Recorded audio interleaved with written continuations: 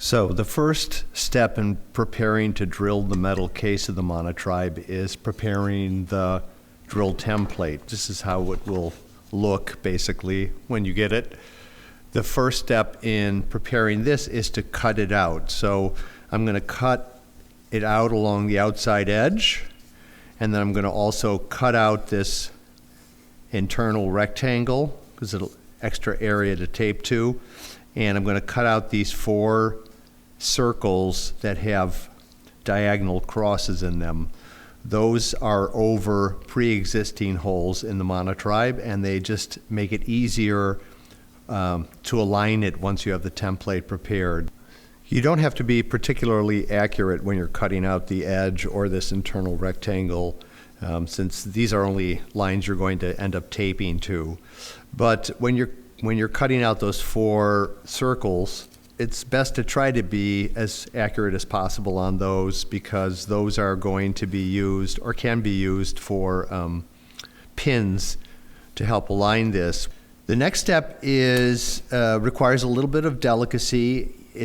You want to mark all of the drill points, which are all the little crosses here, and you want to take something that's very sharp with a good point. I've got a needle here I'm going to use. And I'm going to use, personally, I don't have the best eyesight, I'm going to use this loop lamp here while I'm doing it. So I'm going to put this over the spots, and so I can see exactly, because the point in this step is to make little holes right, at the center of these crosses. You want to be as precise as possible. This step does not require, it's not required that you make big holes here. The point is precision and not size. So, because we're going to do a second step after this to enlarge the holes for a punch. So I've completed the starter holes for all of the drill spots. I can tell by looking at the back. I don't think this is visible on the video, but I can tell by looking at the back. I can see little small dimples at all of the points I'm going to have to drill. So that part is done. The second part is to complete the holes. And the way I'm going to do that is I'm just going to take a piece of styrofoam, or you can use foam core, or anything that is raised that you can put under this. And then you can take something, you can use a pin or a push pin, and I'm just going to find each of those starter holes and then, widen them out by pushing all the way down. Now, you don't need to make these holes super big. The main thing is that they're large enough to capture whatever punch you happen to be using.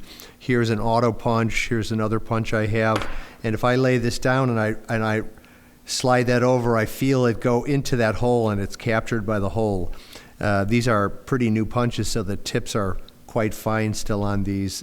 If you have an older punch with a wider tip, you may have to make these holes bigger. But the main point is that now you need to go back over all of the holes you started with, as precisely as you could on top of these crosses, and just widen them out, this way, one by one. Okay, I've finished going over all the holes a second time and enlarging them. I can now see them really clearly here on the back. I don't know if this is visible in the video, but the next step is to, of course, clean up the paper on the back. You're going to want to have this sit flat against the case. So, by punching these holes, you've made little burrs in the paper. So we're going to just use a little piece of some emery sandpaper, or you can use anything that's very light. You just want to go over these things and knock them down. You can also go over the holes that were cut in case there's any burrs on those. Just very gentle. You don't want to bend the paper. You don't want to tear it. So the last stage in preparing the template is to fold along these 4 thick lines so it goes around the case.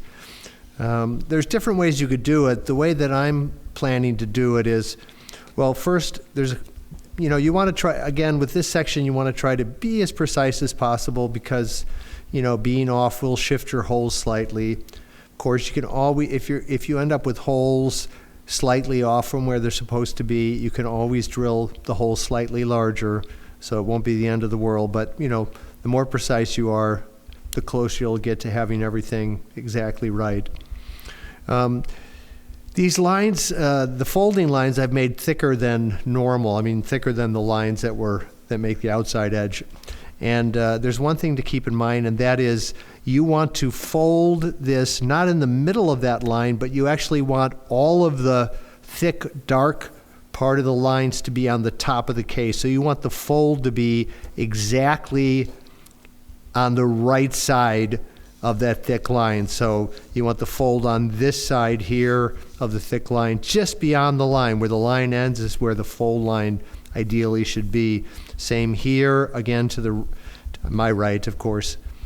This side, So what I've done, this is how I'm doing it, but if you can think of a better method yourself, feel free to do it. What I've done is, I've taken a very sharp blade, and I've used a magnifier. I've used like the loop to get in there and just make a small notch right on the outside of that line, here, at each point, just a little, just 1/8 of an inch or something, a little notch, so that when I flip it over, I can see those little, it's basically like I've drawn little pencil lines on this back side where I want those fold lines to be.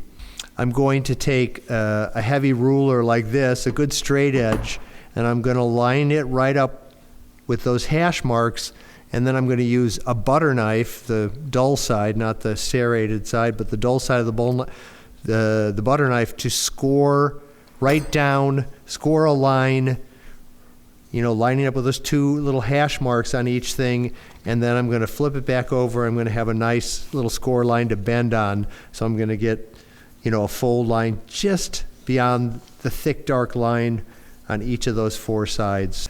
I've scored along each of these fold lines. I don't think you can see it in the video, but I've scored across here on the little tick marks, little cut marks I made on that side, and now I'm going to just carefully fold those at the score marks.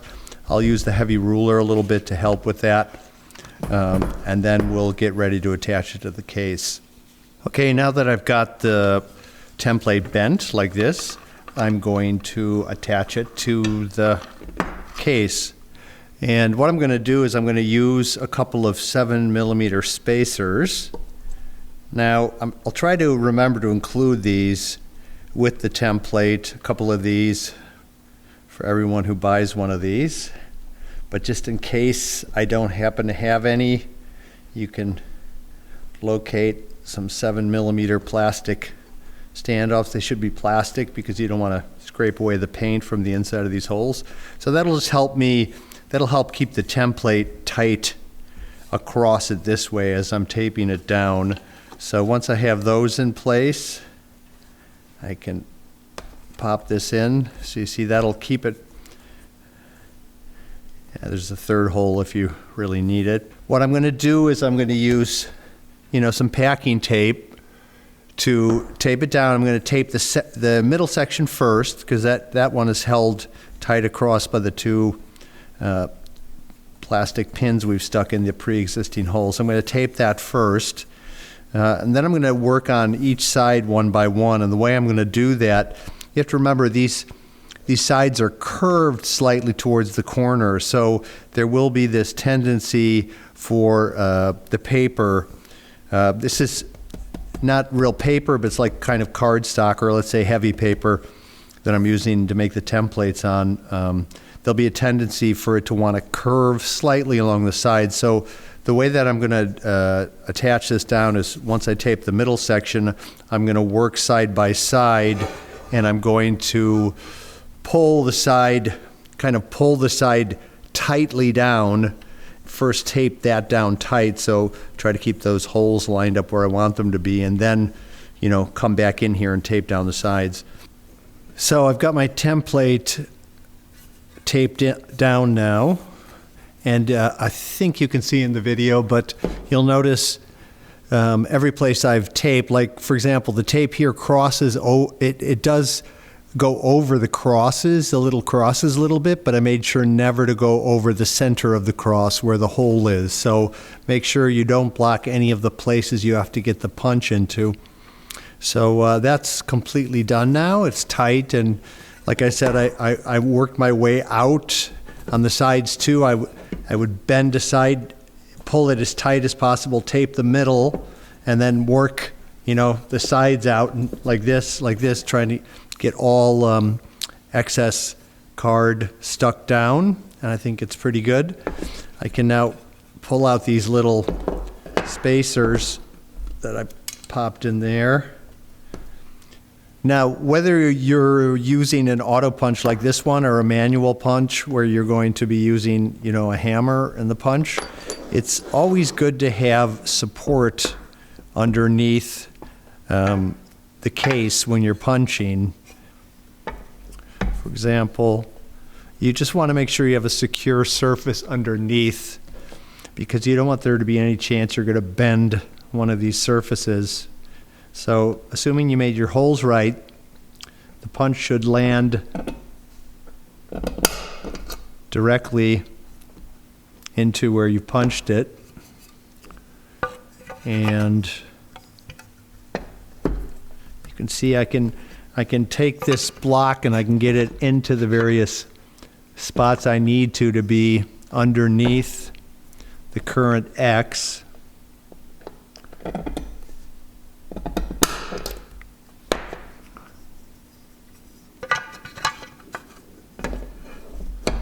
So I'll work my way through all the ones on the top first, and then I'll proceed to start doing the sides after that. And when I'm doing the sides, I'll take it to something like this where I can hold it down. Again, I have the wood directly underneath it, so when I punch it, there's no way I'll be able to bend that. Okay, after punching all 54 holes, there's 54 holes in total, I'm now taking the template back off by very carefully, because I don't want to scratch the paint anywhere, I'm very carefully getting a blade in and just gliding it along kind of like this underneath to cut the template away from the tape. Now, I could just tear the template off, but if I come back in and I find that something's wrong, if I missed, I've double checked all the holes, so I don't believe I've missed one, but just in case I need to reuse the template for something, I'd prefer to have it intact. So if you try to take it off by removing the packing tape, you're more than likely to damage it. So instead, I'm just going to cut it out from the packing tape, and then I'm going to pull the rest of the packing tape off see, I got it off the back already. I can see my punch holes there. But anyway, I'm going to just take it off and clean it up. I don't want to drill through the paper. There's more chance I'm going to drift or not see where I'm going or something, so I want it clear. So I've got the template off. I cut that off and just trimmed the edges a bit, so it's fairly intact. I kind of tore a couple of the edges or a little bit off, but it's basically intact, and I could reuse it if I absolutely needed to, but I don't think I will. I've taken all the extra pieces of the leftover packing tape off the case, except for that one.